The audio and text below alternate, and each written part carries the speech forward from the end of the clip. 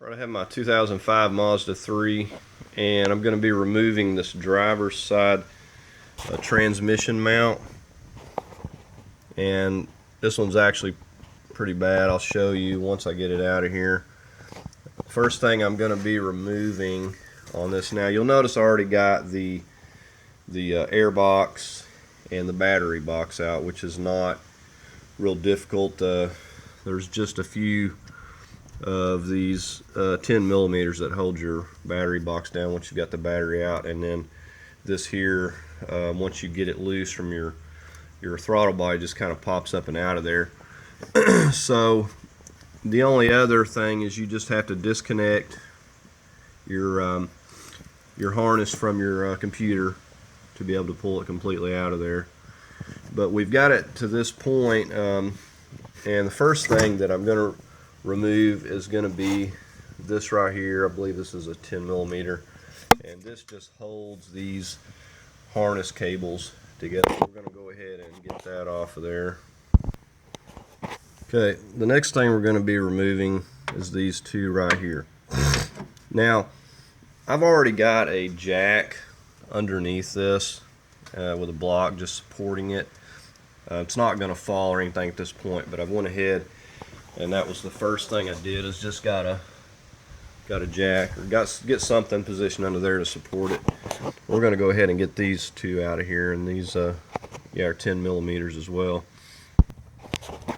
All right, well, those they're out. We're going to move on to these. These are 17 millimeters. Now I like to use a six-sided, and you may need a deep because these bolts stick through a little bit. But I definitely like to use a six-sided if I can to reduce stripping. These are pretty tight. And I'm also going to be using my pneumatic. You don't need to. If you got a breaker bar, it'll be fine. Now this here is not going to fall or anything when you remove this. This is only removing the bracket. So we're going to go ahead and work on getting these four loose now. Okay, and with those four loose, we're just going to lift this bracket and just take it completely out of the way.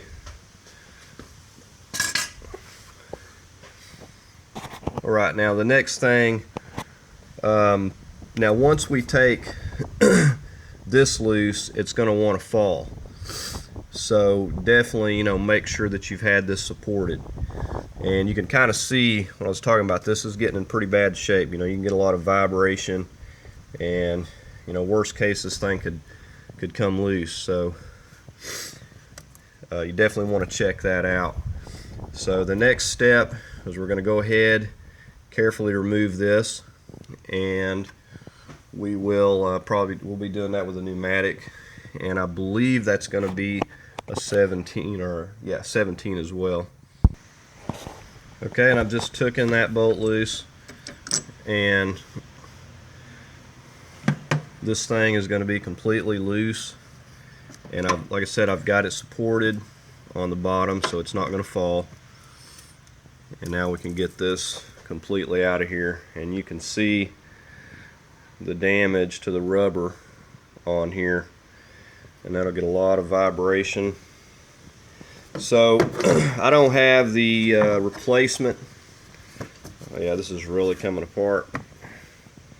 I don't have the replacement at the moment, so I'm not gonna be able to show you the replacement, but it's just, you can see this just come completely apart, so it's just basically just sitting in there. But it's just going to be the reverse process. This one here is pretty easy to get to, just a matter of moving that breather box and stuff. And so I'm going to get the replacement, and I'll get that back on there. But hopefully that can give you an idea of what you're looking at there, and thank you for watching.